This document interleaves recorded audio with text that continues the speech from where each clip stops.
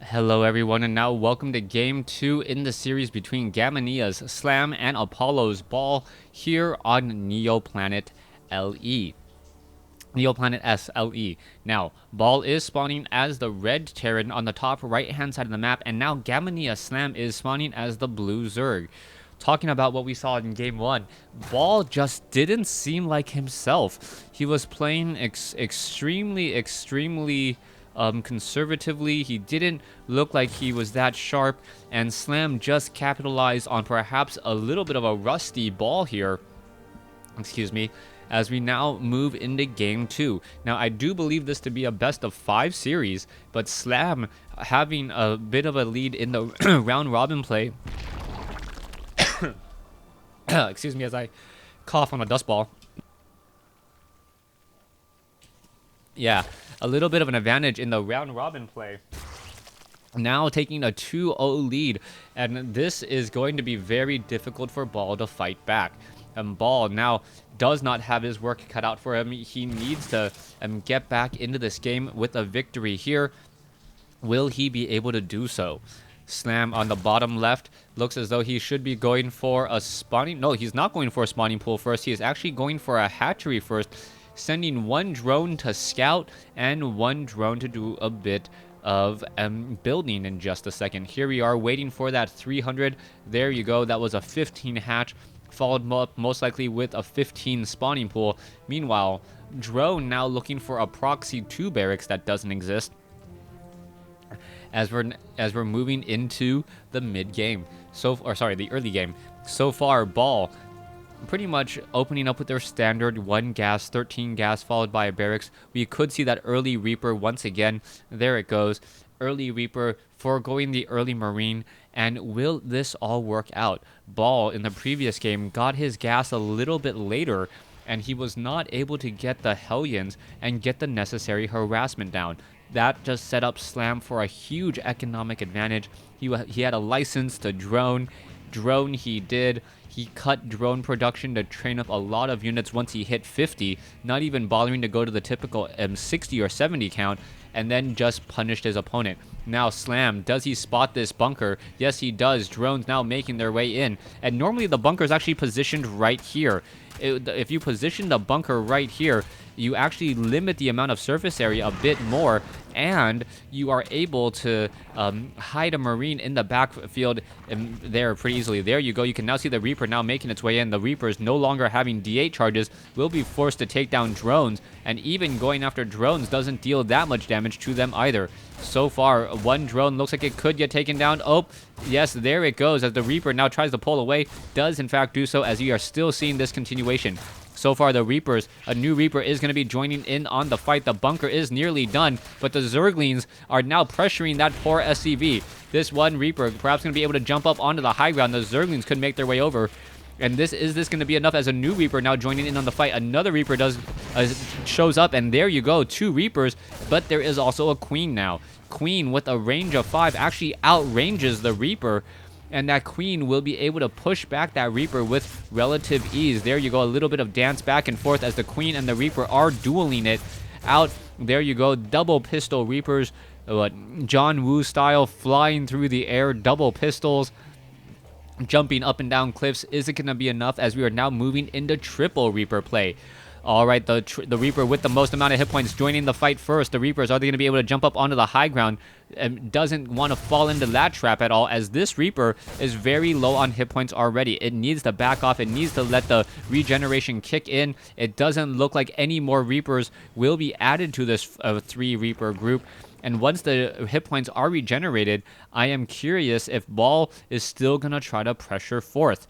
You can see that Slam has a huge advantage already, 41 over 44 with more drones coming in. 30 drones compared to 22 SCVs and the additional base already. The Reapers are still dancing back and forth, but with that transfusion onto the Queen, no damage has really been done yet. The creep tumors are still spreading their way out here, as the Queen's doing a great job of managing all of these creep tumors here and making sure that the creep can be spread. All right, the Reapers are now just going to reposition themselves in a way so that a third base cannot be taken. Smart move there. However, Zerglings will be able to come forth and push back this poor Reaper. Ball will be retreating with this Reaper in just a moment. And most likely a drone is on its way to try and grow up to be a hatchery. There you go, the drone now trying to make its way over there. Oh, it looks like the Reaper is going to be doing a little bit of blocking there. And then going after the extractor, it gets the drone kill. But this is a lot of micro for very, very little reward.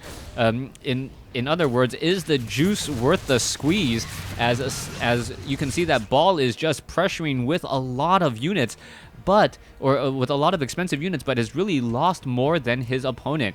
Back at home, Ball now setting up his orbital command. Back off over here, you can see only 12 SCVs harvesting inside the main base. The harvester count rather low, 39 to 27, as Widow Mines now going to be burrowing themselves. Is this going to be effective at all? This Widow Mine, it looks like it will be burrowing. It does take 3 seconds to burrow, and the Zerglings do need to get away. Oh, there's the shot. There goes one poor Zergling as another one now moving back. Spore Crawler could be added here and then walked over in just a moment. Roaches now making their way over. As we're taking a look at Ball expecting to see an Overlord suicide its way in. Here it is en route. And Ball should get the easy kill there, but he is still behind 47 workers compared to 33. He does have mules, but without an extra command center inside his base, he is not going to have the necessary macro. Siege tanks being added, and I don't really know what Ball is trying to do here. He can't be aggressive with these siege tanks. A lot of the metagame has really gone away from siege tanks and gone towards Widow Mines. Widow Mines, one-hit wonders, so to speak, but they do deal a lot of damage, and they're not nearly as gas-intensive.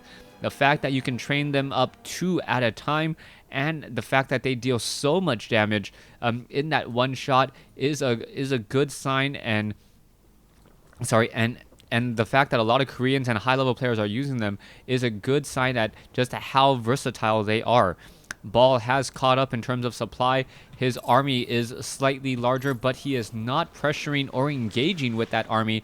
So it's more important to look at the economy. Economy is still sitting at 51 harvesters compared to 41. More gas, more minerals coming in as Ball now looking to do a bit of a drop here. Not successful. The medevac was easily scouted. And now what will be that follow-up play? One Widow Mine still down off over here. Could try and shoot down a drone if it makes its way over. We are still sitting on only 2 bases. Ball without that 3rd command center. There it is. Will not force a Slam to take this base just quite yet. We are going now into layer, and what will the layer tech be? It could just be the glial reconstitution that we are looking at now, and the Baneling movement speed. And Slam may just think that he has a very large advantage and then try to crash in on this front door. However, Ball is in a much better position this time as long as he is not caught in transit. If Ball can position some siege tanks up along this high edge and also protect these supply depots from those banelings that want to bust down this door, he should be able to hold off the roaches long enough to get an advantage. However, if Ball is caught once more moving out across the field, he will end up losing much, if not all, of his attack force from those flanking Zerglings. The Marines are upgraded 1-0. The Zerglings will be upgraded 1-1 in just a moment. Excuse me, already at 1-1, going into 2-2 as the Roaches are upgraded 0-1. Banelings, Zerglings, Roaches now coming together. You can see the attack force now on the move. But these creep tumors providing so much sight and so much scout as an early warning system as we now see Slam setting up for the possible flank. A handful of Zerglings coming in from the back. There you go. The Zerglings are going to try and come in and swarm. Siege tanks are there as well. All the Zerglings are backing off as we now see Ball trying to sit at this front location here. This is not looking good. The Banelings, the Siege tanks are going to get taken down here very easily. There's the surround. There's the Marines and the Marauders. Slam is losing a bit more here, but are we going to see more units still filing in? Ball sitting on a 10 supply lead. Marines, Marauders, last siege tank down to 5 hit points. There it goes. And I'm not sure who came out ahead in this, as Ball does seem to have about a 30 or 20 supply advantage. but he really hasn't done any damage economically. There is a 600, 700 resource difference per minute. So the longer this game goes, the better it will be for Slam, as long as Slam can hold off this attack here. Widow Mines, this attack force does not look large enough to really break the line here, as the Banelings are still making their way through. There you go, a couple of Marines will get taken down, as Ball did not follow up with the necessary reinforcements, and now Slam quickly turning things around with his own 10 supply advantage. Medevac now trying to come in for a drop. Is it going to be able to do anything? The Medevac now simply heading back off to the north. Marines and Marauders are here, but Ball now with a smaller army, I would assume. Yes, with a smaller army and with less supply in workers, this is not going to work out for him. Poor Widowmine trying to get away will jump up into the medevac, and there you have it. All the units are in full retreat, as Ball now finally looks to take his third base. 3 bases to 3 now, 64 workers compared to 59. If Ball, all he was looking for was being able to push out to take this expansion, that has worked out for him, but he is now going to be dealing with a massive Roach Zergling army with 2-2 upgrades. The 2-2 upgrades just now finishing. This could be the end of it. SCV is going to get caught in transit. There you go. Banelings trying to find their target. The Marines and the Marauders are still backing away. Banelings going to find some SCVs instead, and there is some huge melting there. How much damage will be dealt as the Roaches have now arrived, and the Marines and the Marauders are still looking to back off. Still a handful of SCVs off to the north. Slam now with a 40 supply advantage, as Slam says to himself, you know what? You left your front door most likely completely open, and there you have it. The Banelings have arrived. Gonna take down a whole bunch of Zerglings there.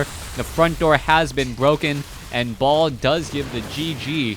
2 quick games for Gamania Slam to take down Ball. Thanks for watching. Thanks for listening. Hope you guys enjoyed this series, and I hope to see you guys on Battle.net.